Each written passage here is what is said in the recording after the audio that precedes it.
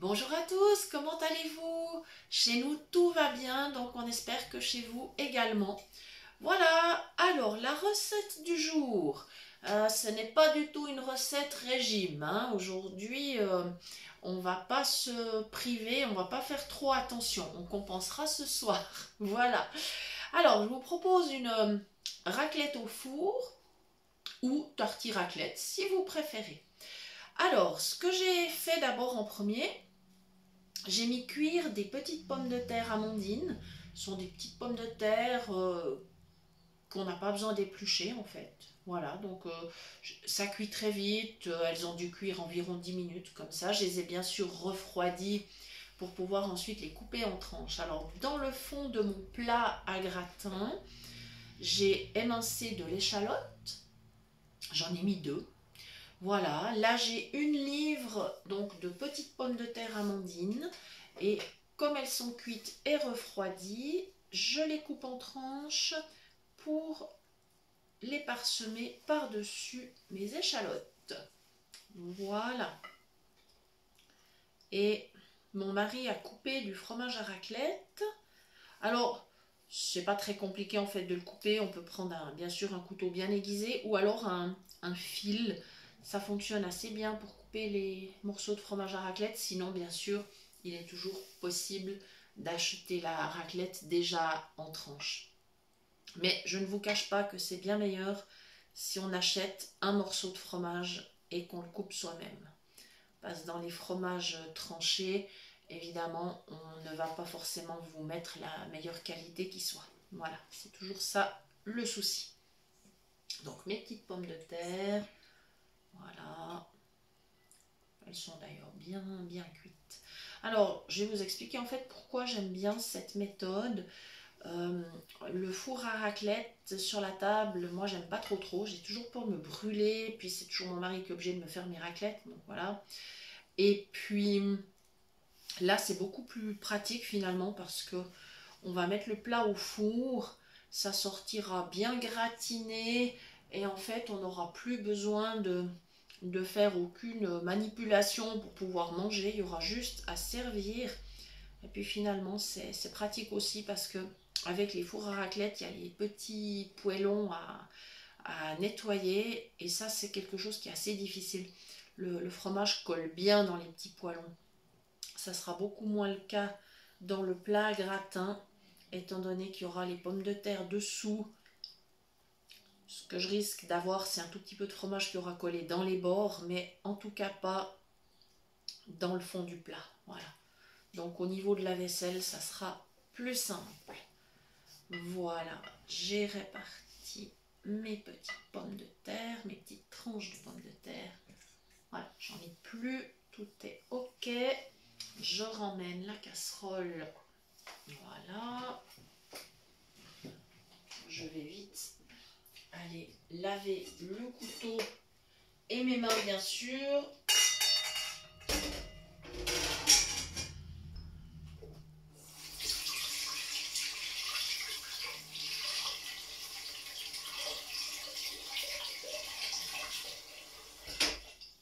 Et voilà.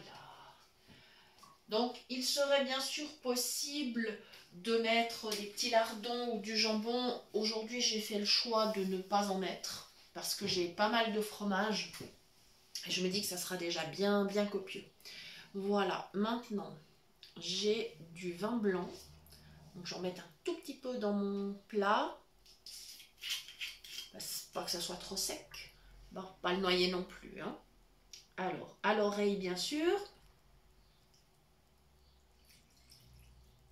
Voilà, c'est plutôt pas mal. Comme ceci. Et maintenant, j'ai mon fromage à raclette qui est coupé. Donc je vais le mettre sur mes pommes de terre. Je vais faire le tour du plat. Alors je sais qu'il y en a largement assez parce qu'on avait pris un morceau quand même suffisamment grand. J'aime toujours bien avoir des gros morceaux de raclette parce qu'on peut toujours l'utiliser après pour d'autres préparations. Des gratins, entre autres. Ou bien par exemple, on peut faire des petits morceaux, puis mettre dans un risotto. dans différents plats. Donc moi j'aime spécialement bien. Voilà. On va être généreux, hein. On va être généreux, on va pas faire une petite portion. On va faire vraiment la belle raclette pour le repas de midi. Voilà. Bon, il me restera quand même pas mal de tranches à mettre au frigo. Voilà. Mais c'est très bien parce que je sais exactement ce que je vais pouvoir en faire. Ah bah voilà les amis, c'est plutôt pas mal. Allez, encore une petite dessus. Voilà, généreux. Allez, parfait. Là, mon plat est prêt à partir au four. Donc évidemment, il faut le mettre à four très chaud. Hein, au minimum 220-240 degrés. Il faut vraiment y aller, hein, faut pas hésiter. Par contre, il y a une alternative qui est possible si vous n'avez pas de four, ou bien si vous avez peur de l'utiliser, ou si c'est trop compliqué parce que par exemple ça peut être un four digital difficile à programmer. Si vous avez un micro-ondes qui a la fonction grill, vous pouvez parfaitement utiliser ces deux fonctions pour réussir votre plat. Voilà, simplement évidemment le temps de cuisson sera nettement raccourci. Au four, vous en aurez au minimum pour, je pense, 20 minutes, c'est un minimum, on va dire, il faut que ça soit vraiment quand même bien chaud. Par contre, bien sûr, au micro-ondes, avec le grill, même si vous avez par exemple la fonction crisp, en 10 minutes, ça sera fait. Hein, voilà, donc ça dépend aussi du temps dont vous disposez et du matériel, bien sûr, que vous avez chez vous. Voilà, quand la raclette sortira du four, je pourrais la décorer avec des petits cornichons par exemple, je pourrais poivrer, mettre du paprika. On fait avec les goûts que l'on aime. Voilà, la raclette supporte des épices différentes. Voilà, vous pouvez mettre des petites herbes, vous pouvez mettre pourquoi pas des petits quartiers de tomates, ça c'est possible aussi, c'est très très bon avec la raclette.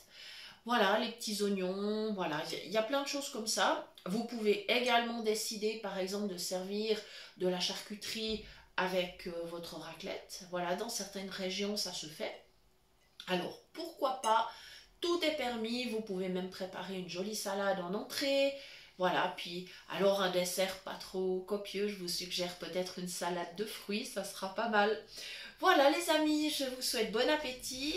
Je vous souhaite également une très belle journée. Merci beaucoup de nous suivre. Vous êtes de plus en plus, donc nous vous remercions. Ça nous fait immensément plaisir. Et nous vous disons à très bientôt pour de nouvelles idées cuisine. Merci.